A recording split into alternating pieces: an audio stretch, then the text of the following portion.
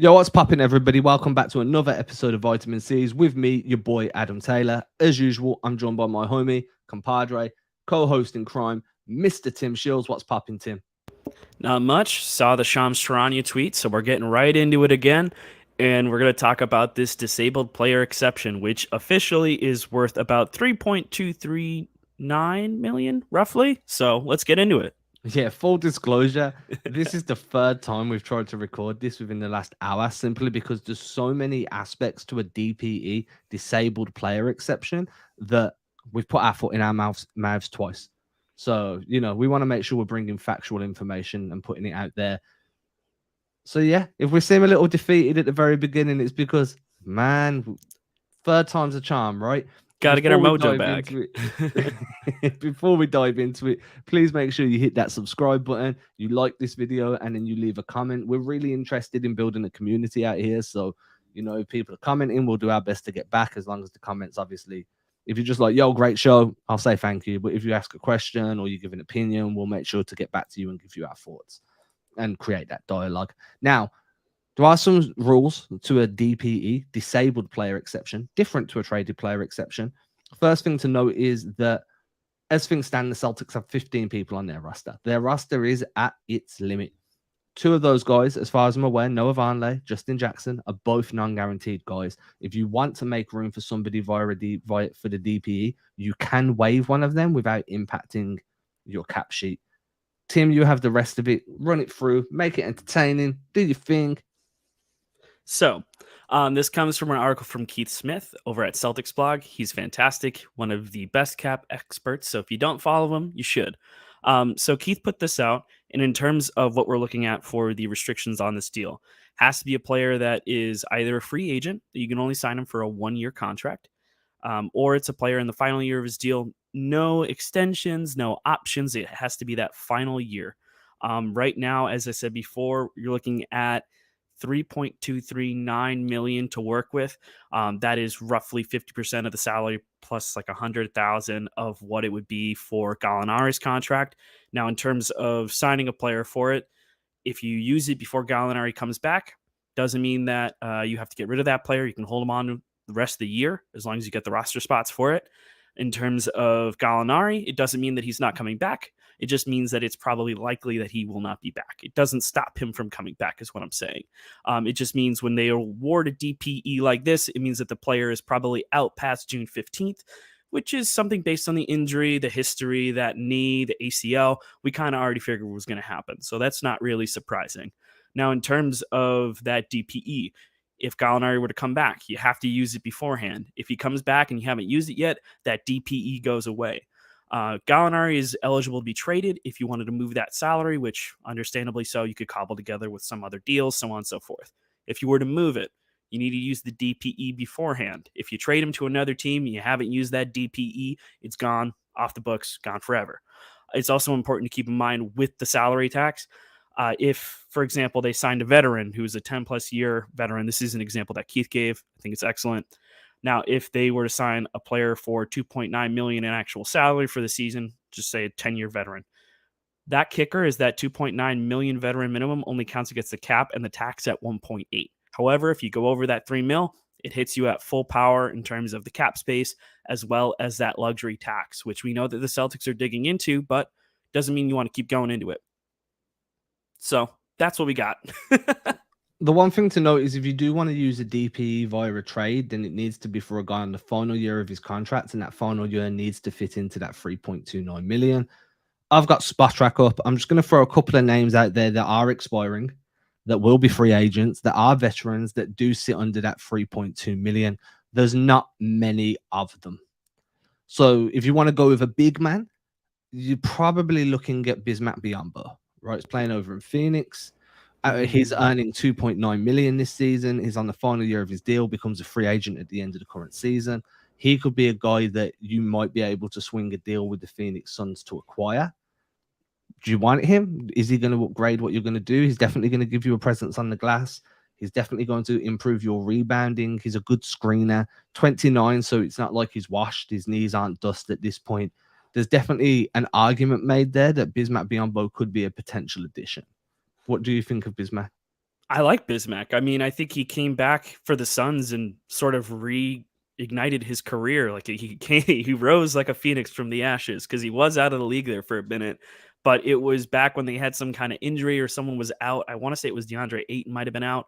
They went out and they signed Bismack Biyombo, and that's how he earned his money for the rest of the year, and that's why he's with the Suns.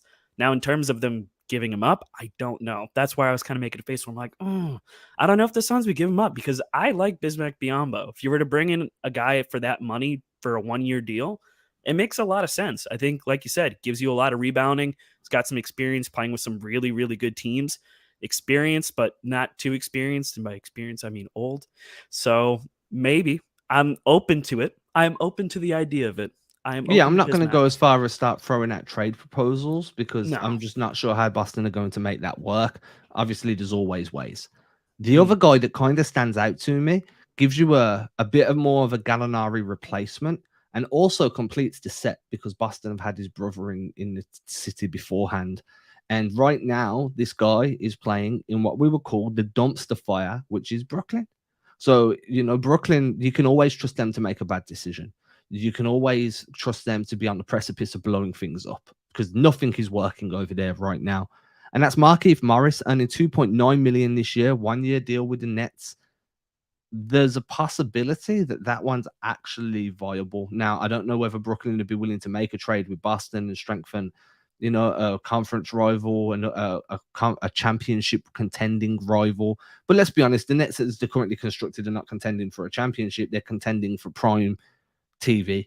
You know what I'm saying? At the minute, you're more likely to see a reality show with KD and Kyrie than you are to see them lifting a championship trophy at the end of the season. And I'm not throwing shade. That's just the way it looks over the first couple of weeks of the year. Markieff Morris makes sense. He can score the three. He can defend, plays the four, can slide him down and go big, can slide him up and go small.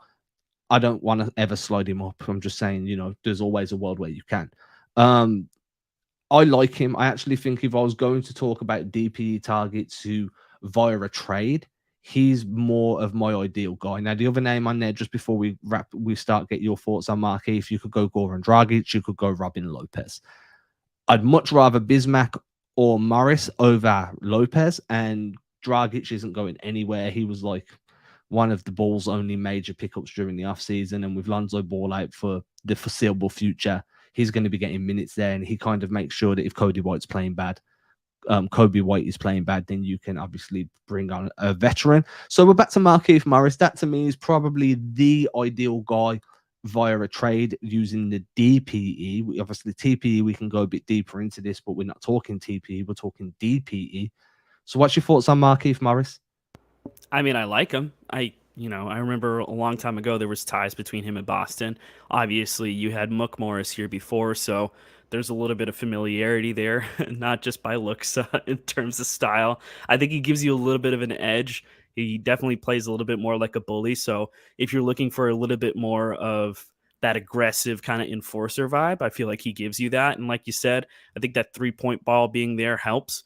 And he gives you a little bit more size. The question is, would Brooklyn be willing to actually give them up to a conference rival? And yeah, I tend to agree there. Brooklyn is looking rough, although they have kind of turned it around a little bit with KD, so not the worst thing ever. But again, they are floundering. Like whether it be on the court, off the court, they are not looking good as an organization right now. Have no idea if they're actually going to sign Ime Udoka or not. Apparently, there's a lot of league pushback and some voices going to Joe Tsai saying, "Don't do it." So I don't know. Maybe they'll consider this. I think in terms of trying to set the franchise right, they might need to try and sell on some of these pieces, and that might be a piece that they might be willing to move on from. And I think if I were the Celtics, I would definitely inquire about Markieff Morris. Yeah, it just depends what you're giving up. And either of those deals, I mean, the salary is that low, you matching it's kind of difficult unless you've thrown in Peyton Pritchard. Are you going to throw draft picks in for a rental of a Markieff Morris or a Bismack? What we're getting at is these are the type of guys that you would be looking at on that type of contract. Markieff Morris to me makes the most sense. Right, moving on, we can look at some of the free agent names. Now, this again is going to be a rehash of what's been said everywhere.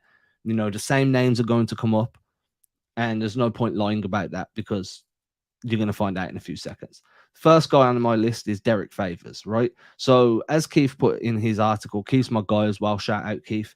As Keith put in his article, the longer the Celtics wait to bring a guy in out of free agency, the more this DPE is actually worth to them because they're getting that full amount rather than a prorated contract, right?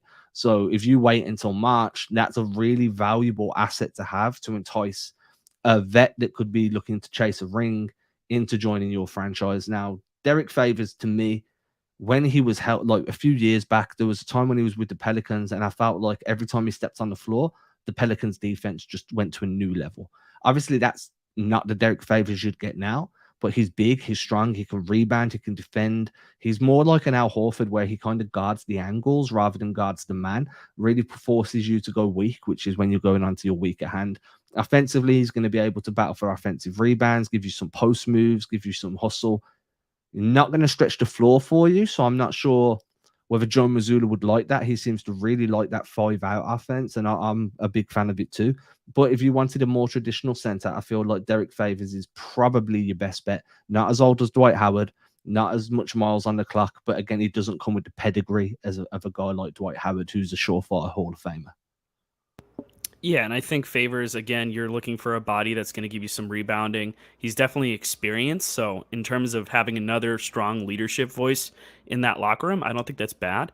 But hey, Cody, we're using the 3 mil to shore up that 4 or 5 position until Rob gets back. I think that's kind of what we've been leaning into, right? I think anyone who can give them some minutes at the power forward spot, if they could play a little bit of, small ball 5, I'm definitely game with that. But I feel like someone who can at least play the 4. I think that's the crucial spot. Yeah, I mean, you just missed it, Cody. We mentioned Markieff Morris is a guy whose contract fits the DPE kind of structure where you need to be on that final year of your deal. Bismack Biyombo does too. Both of those fit into that DPE value, but we don't think either of them are tradable, like hard to acquire via trade. So then we mentioned Derek Favors being that first guy on the list of free agents that are currently there, right? I mean, this is fluid. Guys can get waived and then they become free agents. Boston can become players. We're just going off what's available right now. But yeah, I want to shore up that 4 and 5 too. That would be my ideal. Yeah, and I think Favors gives you more of the 4 and 5, if anything. And in terms of what they've got right now, I mean, it was interesting to see that they trotted out Blake Griffin to start. He didn't get a ton of minutes, but he didn't look great, didn't look terrible. He looked serviceable, which was nice. But again, that might be more of a matchup specific thing. And I think you need someone who can give you minutes more consistently. I think some of the bigs that they've got right now, certain situations, they're just going to be left out to dry. I think running Cornet against bigger teams like Cleveland is going to get you a mixed bag. I think the same can be said for Blake. I think, you have to put him in positions to succeed. I think Derek Favors gives you a little bit more stability there. But again, you have to see what he's got left in the tank. I mean, he was throwing in a deal. I thought he was going to get traded, and they just flat out waived him. So I'm wondering what ends up going on there. But I think we've talked about Favors a lot before, so I won't harp on it too much longer. But I think Favors would be at least someone worth kicking the tires on to see what he's got. The next guy on this list that I'm still big on, but I understand why it's probably very unlikely, and I'll say why in a moment, is Carmelo Anthony. Melo is still a free agent, y'all. He's still a free agent somehow, some way. Nobody believes that Melo can still play ball. So obviously, I'm wrong because this many people cannot be right. No, sorry, because I'm wrong because this many people cannot be wrong.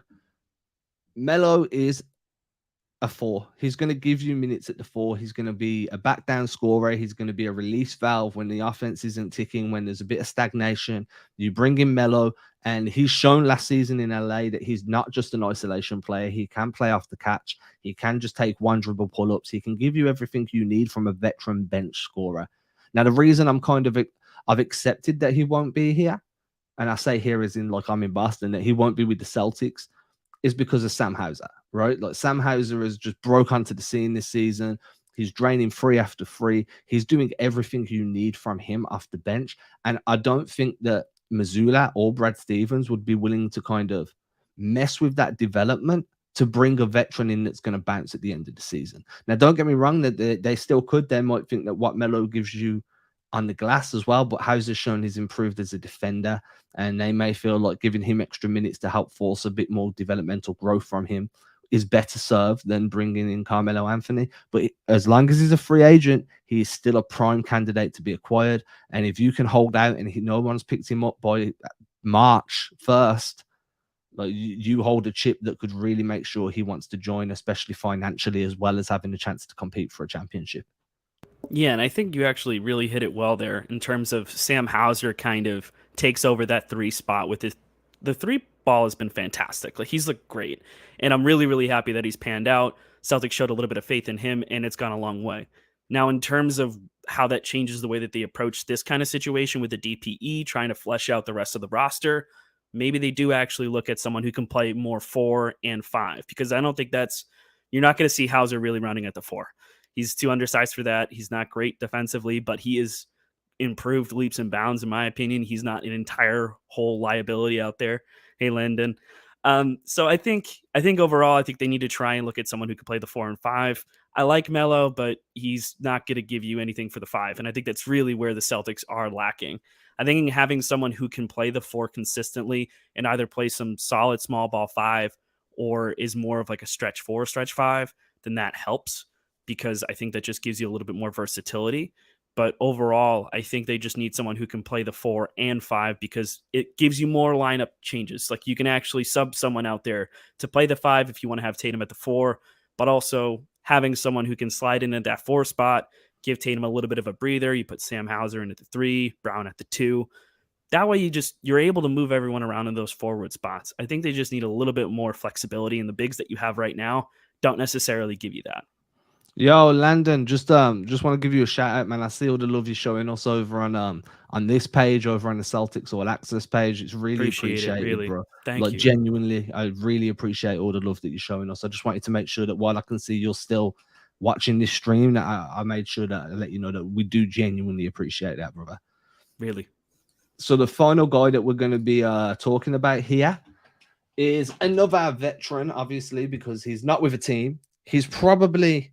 We've left him till 3rd, well, 5th technically, because I gave you the 2 names to begin, because that's probably where he sits on my my list of players to target, and that's DeMarcus Cousins, another big man. He can stretch the floor a little bit. He's going to give you some more floor spacing than Derek Favors is. Rebounds can set. I think he's probably the best screener out of everybody that we've just mentioned. I think that Favors is a good screener, but he's simply a screen and roll guy. Whereas you can be a bit more versatile with DeMarcus. You can screen and pop, you can screen and roll, you can run some Spain actions, whatever you want to do. If you're running Spain actions with DeMarcus Cousins, something went drastically wrong, just so we're aware. I also think that Blake Griffin being there as a screener and a screen and roll and a pick and pop guy kind of negates the need for DeMarcus Cousins. I feel like there's too much crossover between the version of Blake you've got now and the version of DeMarcus. Neither of them are going to give you an upside defensively. I just feel like Blake kind of filled that role, and having DeMarcus there is overkill, but he is available. Yeah, that's Spain without the S. If you have to go ahead and run those sets with Boogie right now, I think there was a time we both were kind of in on Boogie and signing him, but now I think they're at the point where getting someone who can give them a little bit more defensively is really where it's at, because again, I think Vonleh's defensive ability, I don't think he's a bad defender. I think he's just really lost out there sometimes in terms of just getting in the right spot. I think Kornet can defend really well in the right positions. And Blake is Blake, as we've talked about. He's not going to give you a lot defensively, but in terms of just taking body hits out there, he's willing to do a lot. So I think I'm out on Boogie now officially. I think they really need to get someone who can give them flexibility at the 4 and 5, mainly for defensive purposes, because they just don't have that right now. The last name I want to throw out there, and this is just because we do want to run Spain without the S, is Willie Cauley-Stein, right? So he's a free agent. He's playing down with the Rio Grande Valley Vipers, which is a G League team. The thing with Cauley-Stein is, for me, the talent was always there. It was the attitude, right? He genuinely believed he should be the guy on a team. He was like, yo, I'm the number 1 option. Nah, bruh, you're like number 11 option. Like, we need you to rebound the ball, give the ball up, sprint the floor, set a screen, hover around the rim. If you can be that, be a quintessential rim runner, you're going to have a good career. It just never really worked out for him. We had good flashes of him as a rookie. He made all rookie second team back in 2016. And then nothing. He just kind of stalemated. He's bounced around the league a bit. I personally don't think he's the type of guy that would mesh well with such a professional locker room. But he is another guy that's a free agent that isn't mentioned a bit. You know, he's a legit 7-footer, got good speed, good strength, solid rebounder, could be a putback guy for you. So the fit makes sense, but I just don't think the personality blends well. And I also think that there's other options out there that you should look at. And this would really be like a, hey, we need a big man and nobody else wants to come to Boston, which I just don't see happening. Yeah, I don't see that happening either. I think right now they've got a lot of pull based on how they're playing, the leadership you've seen. Players seem to really, really like Joe Mazzulla, which all things considered, with Udoka leaving the way he did, or at least is in the process of leaving the way he has, Potentially leaving. allegedly. In terms of, you know, the overall respect of the organization, I think it's at a high, especially coming off a finals appearance. I think there's a lot of momentum there. So in terms of trying to go out and get veterans, I don't think they should have too much of a problem. They should be a premier landing spot. Now, in terms of Willie Cauley-Stein, if the attitude's a concern, then count me out, because I just don't think that they have the time to try and manage the attitude of someone who's, like you said, probably going to be the 11th or 12th man on a roster. So I just think right now, in terms of what they do need someone of his size and his abilities. But if the attitude's not right, then just don't bother. You see how I'm tensing, but no muscles are popping up from the arm. So I'm saying size, but I have no size. I thought you were just stretching. Just no. Old man stretch. Yeah, I would less of the old you. Right, yeah. As you can see, I've put up the follow us on social sign. You can see our socials right below it. So if you don't follow either of us, you can find my X's and O's breakdowns over on Instagram. I post them frequently, but I've kind of been lacking lately. I'll make sure I fix that. Follow me on YouTube, which is what you're watching now. Follow me on Twitter. As you can see, Tim also has social media channels because Tim is a social media savant. So follow him on Twitter or on IG to see whatever Tim's up to. As most important, though, as I said at the top of the show, if you're new here, please subscribe, like, and comment. We'll make sure to get back to you. And we'll be back later this week with another dose of your regular Celtics content. Cheers.